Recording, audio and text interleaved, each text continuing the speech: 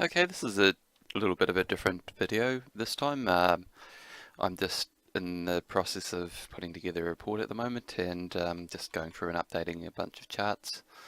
Um, some of my spreadsheets are a little bit more organized than the other ones.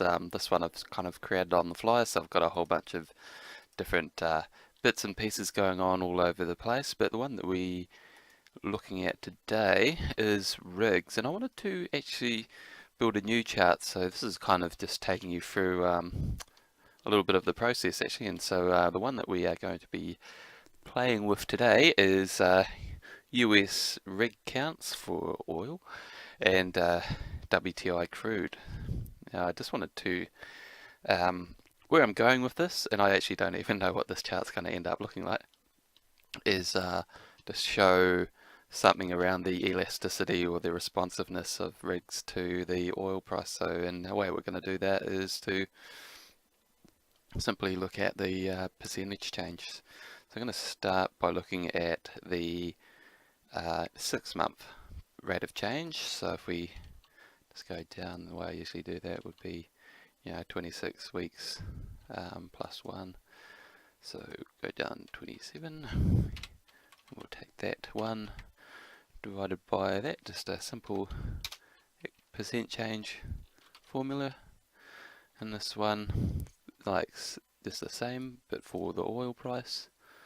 Just switching those columns over so they're on the right ones. And then just simply, that's just a little trick there. So holding down shift and then going across with the right key, then holding down both shift and control and pressing down just to highlight them all very quickly. And it pays, especially if you're working to a deadline, to be able to do little tricks and things like that so you can move a bit faster.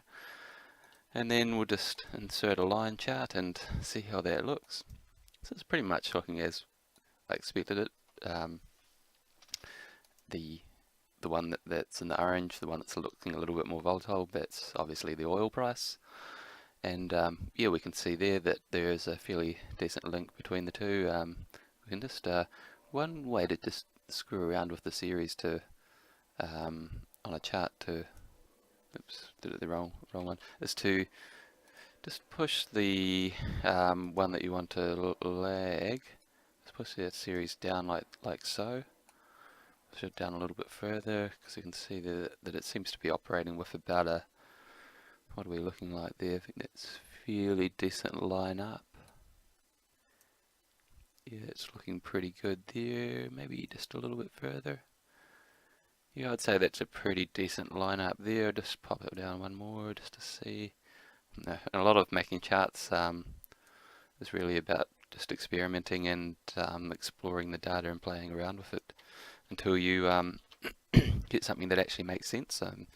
You can do a lot of damage by using things that don't make sense, but in this case it does make sense. And so if you look there, the number of steps forward that we pushed it in, these are weekly series, the number of steps forward that we pushed that the rig count rate of change is about 16 weeks. So if you think about, what's that, 16 divided by, it's about 4 weeks in a month.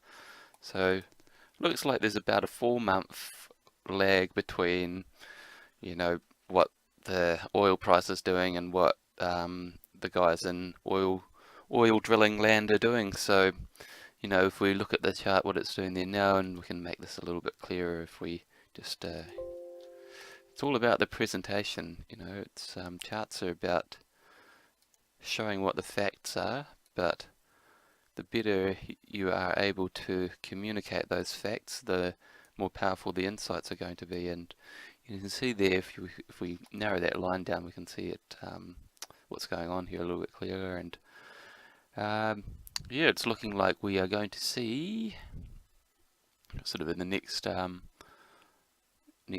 what is that, next 4 months, we're going to probably see another big expansion in the number of rigs that are operational. And that's obviously going to have a big impact on the short-term dynamics in the oil market there.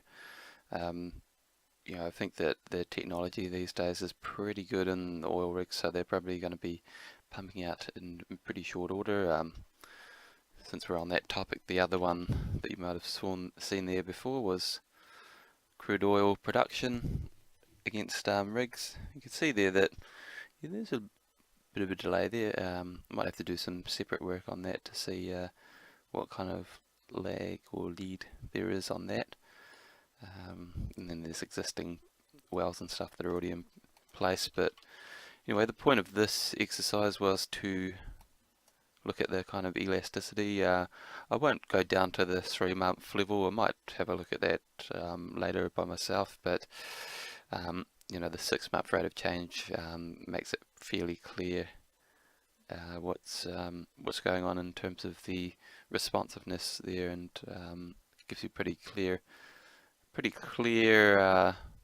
conclusion about what's going to happen in the supply side over the next few months there, and that's going to impact on the short-term outlook for oil. I mean, it's going to take some time before that increase in supply is going to end up coming through or being apparent, but it's certainly going to become relevant, especially as we speak. Oil is on a bit of a run at the moment.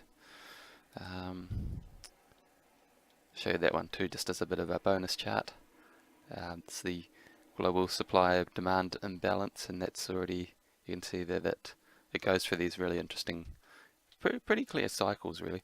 But after what has been one of the deepest